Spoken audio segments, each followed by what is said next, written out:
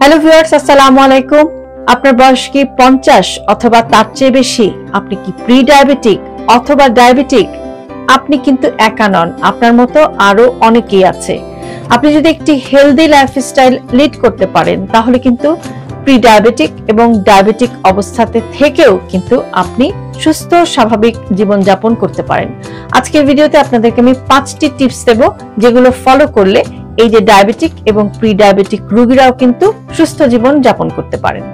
তো প্রথমেই যেটা বলবো সেটা হচ্ছে যে রেগুলার হেলথ চেকআপ।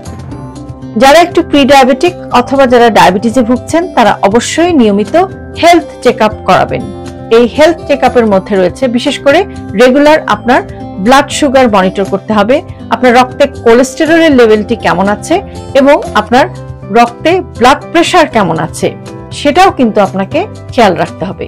এই তিনটা জিনিস খুব ইম্পর্টেন্ট, কারণ ডায়াবেটিসের কারণে কিন্তু শরীরে নানান অঙ্গ প্রত্যঙ্গে কিন্তু নানান রকম জটিলতা হতে পারে। কাজেই আপনি সবসময় আপনার ডাক্তারের কন্ট্যাক্টে থাকবেন এবং রেগুলার এই তিনটি জিনিস, আমি আবারও বলছি, আপনার ব্লাড সুগার, ব্লাড প্রেশার এবং রক্তে কোলেস্টেরল, এই তিনটি জিনিস সবসময় কিন্তু আপনি মনিটর করে যাওয়ার চেষ্টা করবেন। এরপরে আসছি 2 নম্বর, সেটা হচ্ছে যে আপনাকে একটি ব্যালেন্সড মিলের দিকে ফোকাস করতে হবে।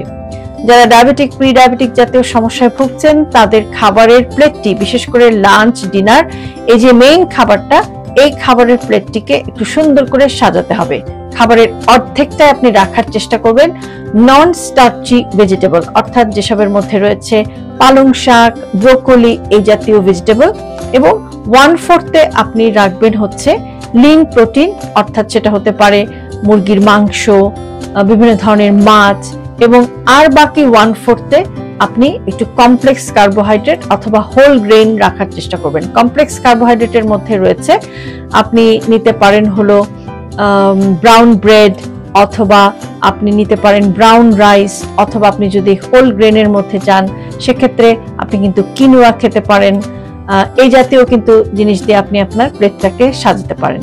এবং সবসময় আপনি চেষ্টা করবেন যে যত ধরনের সুগারি ড্রিঙ্কস আছে অথবা বিভিন্ন ধরনের সুগারি স্ন্যাক্স আছে, প্রসেসড খাবার আছে, এগুলোকে আসলে যতটা সম্ভব এড়িয়ে যাওয়া যায় সেই চেষ্টা করবেন। 3 নম্বর হচ্ছে যে অ্যাক্টিভিটি লেভেলটা মেনটেন করবেন। অর্থাৎ অনেক সময় দেখা যায় যে ডায়াবেটিক পেশেন্টদের অনেকেরই জয়েন্টে ব্যথা থাকে, অনেকে আর্থ্রাইটিস জাতীয় সমস্যায় ভুগে থাকেন। এই ভয়ে দেখা যায় যে হাঁটাচলা বন্ধ করে দেন বা অ্যাক্টিভিটি লেভেলটি কমিয়ে দেন, সেটা কিন্তু মোটেও করা যাবে না। আপনার জয়েন্টে যদি সমস্যা থাকে তাহলে সেক্ষেত্রে আপনাকে যে কাজটি করতে হবে সেটা হচ্ছে যে একটু লো ইম্প্যাক্ট এক্সারসাইজ করতে হবে, কিন্তু এক্সারসাইজ আপনাকে করতে হবে প্রতিদিন অন্তত 30 মিনিট সময় আপনি একটু হাঁটার চেষ্টা করবেন। এবং লো ইম্প্যাক্ট এক্সারসাইজের মধ্যে রয়েছে যোগা, আপনি একটু সুইমিং করতে পারেন, যেটা জয়েন্টের উপরে ঠিক ততখানি সেভাবে প্রেশারটা দেয় না। তো সেই চেষ্টাটা আপনাকে করে যেতে হবে, কোনো অবস্থাতে আপনার অ্যাক্টিভিটি কমানো যাবে না। 4 নম্বর যে পয়েন্ট সেটা হচ্ছে যে আপনাকে আপনার ফুড কেয়ার করতে হবে। ডায়াবেটিক পেশেন্টদের দেখা যায় যে সার্কুলেশনে একটা সমস্যা হয়। ফুড কেয়ার অর্থাৎ আপনার পায়ের পাতার যত্ন নিতে হবে, আপনার নখকে রেগুলার ট্রিম করতে হবে, নখকে পরিষ্কার রাখতে হবে। এবং ডায়াবেটিক পেশেন্টের ক্ষেত্রে দেখা যায় যে সার্কুলেশনে যেমন সমস্যা হয়, ব্লাড ফ্লো কমে যায়, পাশাপাশি আরেকটা জিনিস হয় যে নার্ভেও এটার এফেক্ট হয় এবং নার্ভের সেন্সেশন আস্তে আস্তে কমে যেতে থাকে। তো ডায়াবেটিক পেশেন্টরা যখন দেখা যায় যে অনেক সময় যখন তারা চলাচল করেন, তারা যেহেতু নার্ভের সেন্সেশনটা কম থাকে তারা কিন্তু আঘাতটা বুঝতে পারেন না, এবং দেখা যায় যে খুব সামান্য আঘাতেই ক্ষত তৈরি হয়ে যায় এবং সেই ক্ষতটা কিন্তু সহসা শুকাতে চায় না। কাজে প্রতিদিন আপনি আপনার ফুট বা পায়ের পাতার একটু যত্ন নেবেন, সেদিকে তাকাবেন, লক্ষ্য করবেন যে সেখানে কোনো আঘাতের চিহ্ন আছে কিনা। ডায়াবেটিক পেশেন্টদের ফুড কেয়ারটা কিন্তু সাংঘাতিক রকম ইম্পর্টেন্ট।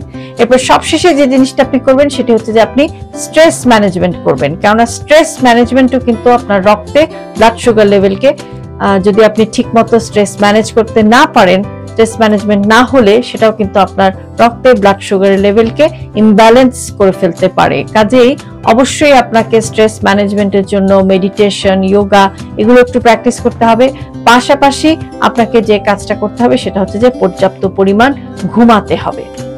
তো এই যে কতগুলো টিপসের কথা আজকে আলোচনা করলাম, এগুলো যদি আপনি ফলো করেন তাহলে আমরা অনেক সময় ভাবি যে ডায়াবেটিস মানে আমাদের জীবনের সবকিছু শেষ, কিন্তু ডায়াবেটিস হচ্ছে এমন একটি ডিজিজ, এটি যদি আপনি কন্ট্রোলে রাখতে পারেন তাহলে কিন্তু ব্লাড সুগারকে যদি আপনি নিয়ন্ত্রণে রাখতে পারেন তাহলে কিন্তু আপনি অনেক বেশি সুস্থ এবং স্বাভাবিক জীবনযাপন করতে পারেন, আর 10টা মানুষের মতোই। তো আজকে যে টিপসগুলোর কথা বললাম, যারা এই জাতীয় সমস্যায় ভুগছেন, বিশেষ করে যাদের একটু বয়স বেশি 50 কিংবা 50-এর বেশি এবং যারা ডায়াবেটিক অথবা প্রি ডায়াবেটিক, তারা এই টিপসগুলো মেনে চললে অবশ্যই আপনি এর থেকে উপকার পাবেন এবং একটি হেলদি হ্যাপি লাইফ আপনি লিড করতে অবশ্যই পারবেন। তো এই টিপসগুলো আপনি যদি খেয়াল করেন তাহলে আপনি কি উপকার পাচ্ছেন, এগুলো থেকে আপনি কি রেসপন্স পাচ্ছেন, সেটাও কিন্তু আপনি কমেন্ট করে আমাকে লিখে জানাতে ভুলবেন না। আমার আজকের ভিডিওটি যদি আপনাদের কাছে ভালো লেগে থাকে তাহলে অবশ্যই ভিডিওটিতে একটি লাইক দেবেন, কমেন্ট করবেন, আপনার ফ্রেন্ডস এন্ড ফ্যামিলির সাথে ভিডিওটি শেয়ার করবেন। আমার ফেসবুক পেজ, আমার ইউটিউব চ্যানেল এবং আমার TikTok account with doctor Shahnaz Chowdhury আপনারা ফলো করবেন। আবারও হাজির হয়ে যাব নতুন ভিডিও নিয়ে। সে পর্যন্ত সবাই সুস্থ থাকুন, নিরাপদে থাকুন। আল্লাহ হাফেজ।